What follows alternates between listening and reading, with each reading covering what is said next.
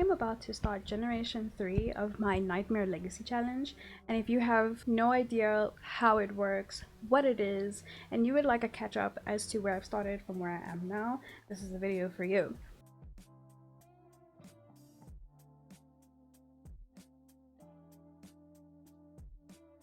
So the Nightmare Legacy Challenge, I believe, was created by Lil Simsy. It is essentially where you start with one sim, no money, no shelter, nothing, and you work from the ground up, and you try to get to 10 generations of a singular family. I am currently about to start generation 3, but just to do a little recap, if you're new to my legacy challenge, woo, that is the quality for me, child. If you're new to my legacy challenge and you just started watching, I started with my first sim. Her name was Eleanor. I love her to death. Her favorite color is pink, and she was in the musical career. She's doing amazing, sweetie. She married a man named Makoto, and they had a lovely marriage. They were so sweet, the cutest little things. When they went on to have kids, they ended up having twins. I named them Myro and Monroe.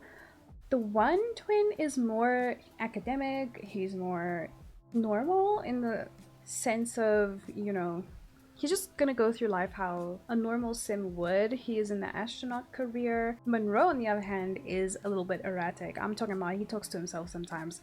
So we thought, you know, have one good brother and one evil brother. So Monroe is the quote-unquote evil sibling. He is in the secret agent career. I want him to take the evil route. Hopefully we get there before he dies, but I digress. So Myra and Monroe have now become adults, and they both have partners.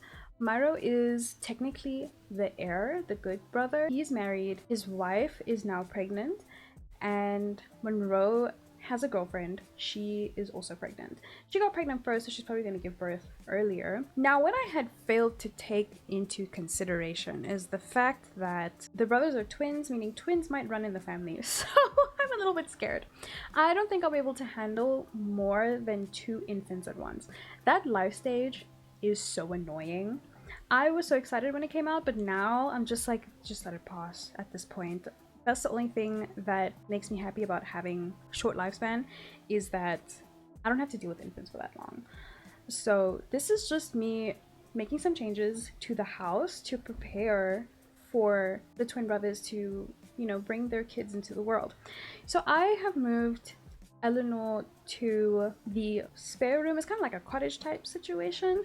There's actually a basement. That bookshelf leads to a basement that used to be Makoto's evil lair because he was in the criminal career. Fun fact. So he's got a bunch of contraband down there, and we don't need regular sims who come visit to know what's going on behind the scenes, if you know what I mean. So so I moved her to there. Makoto, unfortunately, he left us in the last episode. R.I.P. There he is right there. There he is. Look at them. Oh, I honestly love that couple so much. They are my favorite couple so far. He did unfortunately die when his wife was at work. His sons were at work. So he was basically alone with his daughter-in-laws that he didn't really know that well. So I tried to get one of them to plead for him when the Grim Reaper came, to try and get him, like, you know, a few extra days. That didn't work, unfortunately. So RIP, Eleanor's going to be here in her last days. I think it's kind of cute, it's cozy, and she has her own space. It leaves room in the main house for the kids that are coming. I hope that she's alive long enough to meet her grandkids, and that could also give me a chance with the whole twin situation, because I'm scared that they both have twins and then I have 4 sets of infants. I don't think I'll survive. It's gonna be a rough generation. But since in The Sims 4 you can only have 8 Sims per household, I'm really hoping that she's alive, so at least one of the pregnant moms have one child, because we are currently, what, we're 5. There's 5 in this household, so we can only add 3 more Sims. We also had a dog. His name was Chandler, and his grave I'm going to keep on our little plot of land at our house, because sometimes he comes out and it's really nice to see. It's a nice surprise. I am going to look for, or build, I haven't decided yet, a graveyard, a family graveyard, where I can put all the deceased Sims, and I need to figure out what I'm going to do with Makoto. His urn is just in the living room. I came into this save to make changes to the house and also some CAS changes because I don't feel like dealing with the death of the first gen husband. You know what I mean? Like, that's too much for me right now. I'm not in the right mental space for that. So this is where Eleanor and Makato's room used to be. This is now going to be the nursery for the babies. I looked a little too long for this wallpaper, I won't lie. I wanted to do a half and half, like half you can see is for Monroe's kids because you can see there that red room is his. He's like, he loves red, he loves evil, you know. So I want to follow the theme of red or potential like Addams Family kind of vibes, like gothic, down with the kids. So I wanted to do half and half, but then the room was not made of equal tiles so that it could split down the middle equally, and that really irritated me. So I just stuck with this blue wallpaper. Here you can see me trying to figure out how to lay out the nursery. It was a little bit of trial and error, but we got there eventually. I had already bought these things in my previous video. If you watched my previous video, you know. But it was kind of like, oh, you didn't think this through now, did you? Like, that's the vibe I was getting. Like, after I uploaded the video, I was like, wait, I should probably do a little bit more. I discussed it briefly, but it is what it is, guys. Like, I don't know. So, plans for the next generation. Depending on how many kids each twin brother has, I think it's just going to be survival of the fittest. I don't want to, just because I chose Myro, all of his kids are now going to be, or his descendants are going to be heirs, you know? It's going to be survival of the fittest with the siblings until Timbuktu, okay? I do plan on keeping Monroe and Myro living together for a little bit. I'm not ready for them to separate yet. I'm emotionally attached, okay? So I think when all of their kids are adults and they have partners and we've decided who the next heir will be, I'll move everyone out, I'll build them little houses, you know, it'll be fine. By then we should have a family graveyard. Listen, I wanted to put a toy box. Tell me that doesn't look cursed. That is the most cursed looking thing. Like, I prefer the voodoo doll over whatever that was. I only put one toy box, so I went for a color that kind of gave the vibes of both twins. Myro, the heir, has kind of like a yellow-blue pastel thing going on. That's why the main house is yellow. And I liked the orange. It matched Monroe's baby's future vibe. I'm gonna make his kids gothic AF. I'm so excited. I just want to see how their personalities turn out. You randomize the traits when they grow up, so you don't really have control over what's going on. You can control when they get married, how you raise them as best as you can, obviously, and when they have kids, because everything else on short lifespan, you don't have time. You don't have time. So I put some decals on the wall. I wanted it to be obvious that it's going to be two different kinds of children that are going to share this room. It's not like, oh, we're cousins and, you know, we're gonna be samey because our fathers are twins. No, the vibes are gonna be astronomically different.